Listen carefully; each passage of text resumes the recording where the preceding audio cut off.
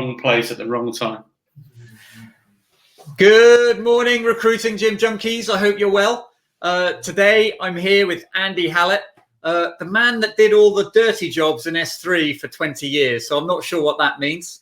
Andy is starting out doing his own sort of consulting work and helping companies expand into new markets, but also improve their effectiveness in the UK. So hello, Andy. How are you? Yeah, good. Thank you. Thanks for the invite, Alex. Good. Now, crazy thing, when you were talking about the fact that you're in Reading on your own and your family's in Cape Town. Yes, my wife's from South Africa, so she always wanted to go back home at some point. So a couple of years ago, moved down to Cape Town, and I was doing the commute, once a month, going down, spending a week down there, and I was due to go back there in the middle of March, and they closed the borders because there's apparently a pandemic going on. I'll tell you what, there's a lot of dads and mums that would kill to be in a different place from their family for a few weeks. Not necessarily for 2 or 3 months, because that's going to blow your mind, but definitely for a long weekend, a bit of peace and quiet would be amazing. Yeah, I'm not missing homeschooling my children, if I'm really honest. No, I'm sure your wife is. I'm sure. Learned to be a teacher really quickly. Fantastic. So, which is great. So, but we're not here to talk about our trials and tribulations of homeschooling. As a quick update, plastering is going on a dream. They're also doing the outside of the house as well. This is like the best week ever, Andy. It's like I'm going to hit a month-time high just by getting my house finished. So, but that's not what we're here to talk about. So today, Andy, we're talking about recruiters having the courage of their convictions. So tell me a little bit about how you came up with the phrase "courage of execution." Yeah, I mean, what I've been doing since March really is talking to people about what they do in their business, and typically what I always look to do is work with people on what their biggest opportunities are and also their biggest risks, and seek to mitigate them. But what's been amazing for me is when people talk to me about their business, they know all the answers, and it's fascinating to hear and listen to them. And they know they've got to do these things. So I'll give you some examples. Everyone says I should really niche down. Everyone says I should really get better at marketing. And everyone says I should really get a contract business or recurring or sell more retainers. And the question I always have is why? What's stopping you doing it? You guys run the business, and it is that courage of execution. These guys know all of the answers. They know all the best practice to do. And it's almost that, what's stopping you doing that? And I think there's a little bit of... I stop you there. I guess that sort of, because I know we've got other things to go through, but part of it is the whirlwind, right? Like the whirlwind of just trying to hit your monthly target takes up 80 to 90% of your capacity. So that's one of the things that makes it difficult to execute.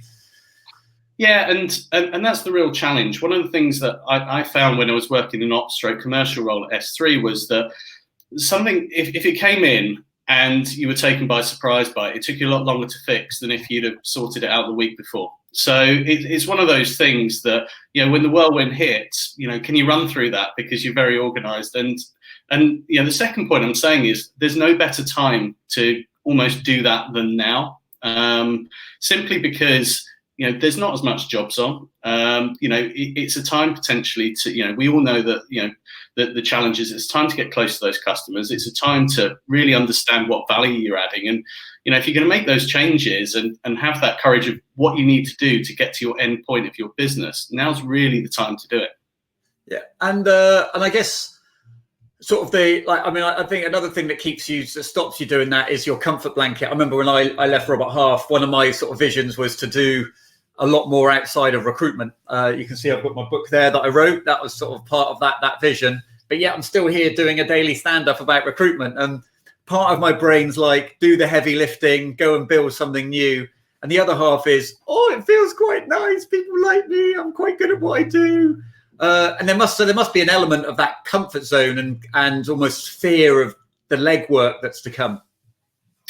Yeah, and I equate it to, I'm starting out on my own. I started my business in March, which could be the worst decision in the world, or it could be the best decision because, growing out of this, everyone's coming from a base, and my base is 0 and other people's bases have been reduced. So actually learning in this market and going through that process of understanding your proposition is very similar to what I'm doing to all of the people that speaking about and speaking to. So it's very, very similar to do that. But you're right, it's a comfort zone thing.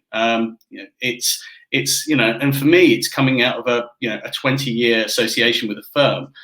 That you go through that whole you don't have the all the support, all of that. It's just down to you. So getting out of that comfort zone is massively important. And I remember I was in Robert Half for, I think it was 17 years or something like that. So it takes a while for that corporate dust to come along and actually work out what you want to do. So one of the things you're talking about is everybody getting their house in order, doing the things that you need to do. So if I'm looking to have more courage in my execution, whether it be to go to the niche that I want, whether it be to do more retained, whether it be to build that contract business, what are some of the things that I need to look at in order to get my house in order? I think to get your house in order, you need to go right back to the first steps. What are you seeking to achieve in the business? So it's a lifestyle business? Is it that I want to grow it to 20 people? Is it that I want to exit? And if you want to exit, what's the price? Who's going to buy me? And then you actually work that back from there. Now, I was going through with a customer the other day, and effectively it's a point-to-point, where you are now and where they want to get to. And it's a line. And, what we were discussing was that they go off and they'll do things and they'll do other things, they'll try other things. But each time they go off, and do another perm deal, it's one step away from getting to the contract business that they want here. So much like everyone talks about flattening the curve for our pandemic, for me, it's about straightening that line. It's about getting to that point quicker. And you will move around. In the current crisis, you want to be preserving cash. You want to be close to your customers. You want to be doing, deals to get so you can still get to that dot. But be mindful of, are you moving further away from that straight line of where you want to get to? And if you don't have that North Star of, this is what I want to go with my business, there was where I want to be, that's where to start. So how do you, so that sounds great. And sitting in an office on your own with 12 hours peace and quiet, there's still some wind out there, right? It's just the wind's coming from a different direction. You've got partners, kids, loneliness if you're on your own. You've still got maybe some financial stresses as well. So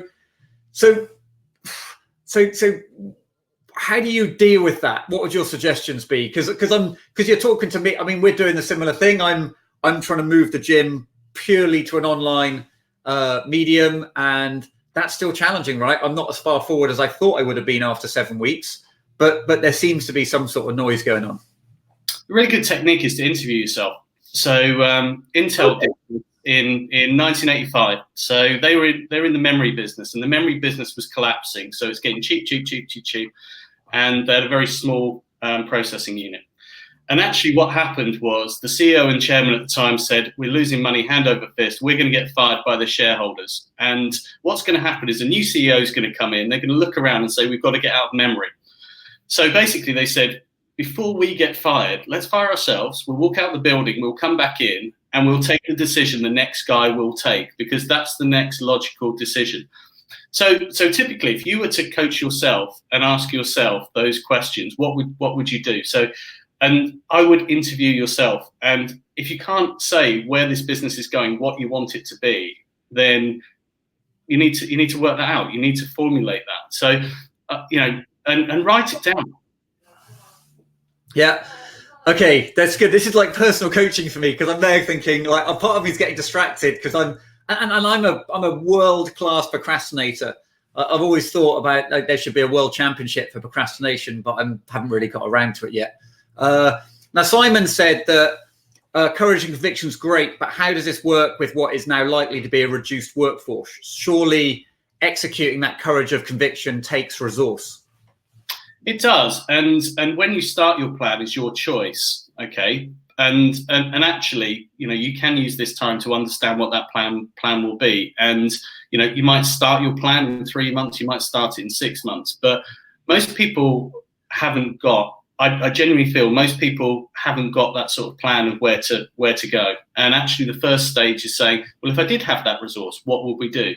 because as things start to to come back, you'll just get in the habit of doing what you do. Go back to your comfort blanket point, right?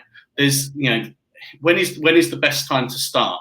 Now they say the best time to plant a tree was 20 years ago, and the second best time is now. So when knowing when that inflection point comes, that okay, fine, we've got the cash, right? We've got the runway. What are our investment points to do the things that we know to get to that end point are the important thing? Yeah, I mean, I think in Simon's question, so I like some of your points, but in some ways, I would argue now is the time to have that courage, because you've probably got a lower cost base. Like you're probably more involved in your business than ever before. In the sense that in effect, we know the next 3, 4, 5 months is going to be rubbish, but we also know it takes 3 to 4 months to find yourself a new market, right? So none of your current clients are hiring. So none of the clients you're targeting are going to be hiring, but actually you don't want them to hire today. You want them to be hiring in 4 months and to be ready to buy then.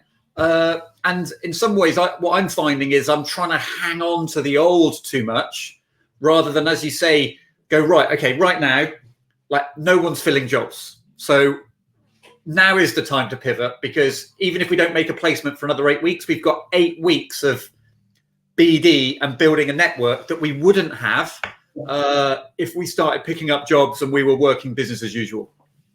Angela's posted in the chat, I've always liked the question, what's stopping me? And I think that's absolutely spot on. So, and you do get that sort of, people know the answer. People generally know it's what they've got to do. But it's about that comfort zone and getting out, and it's difficult to do it. It really is. It's like going running, right? The hardest bit's putting your trainers on. Yeah, and the hardest thing is that if you've never run before, it's actually quite easy to start running. But if you have been good in the past, you know how much pain is involved in getting good. And I think that's definitely one of the things, is when you want to move into a new market, you know how much legwork is involved in that. Yeah, absolutely. And, just being ready to do that and to, really, really take advantage and then go running once, you can see, the road ahead, really important. Yeah. Well, first thing is, if you want to start running, just go for a walk. So I'm struggling to run at the moment, but what I do is I get my wife to drop me a certain distance away. So all I'm doing is walking home, and I can choose whether I walk or jog, or walk and jog. I struggle with circular runs, because what's the point in that? Where if you get dropped 3 miles from home, there's only one destination. I'll give you an example around my running, and I'm not a natural athlete, as anyone who's met me will say, but I hate running. I genuinely hate running, but I love a challenge. So to go back to the point, I signed up for a half marathon and knew I had to work back to do the half marathon. I signed up for a marathon, knew I had to work back and do the marathon. And finally, I signed up for an ultra marathon and ran 56K. So, and wow, that's amazing. But the training behind that, meant that,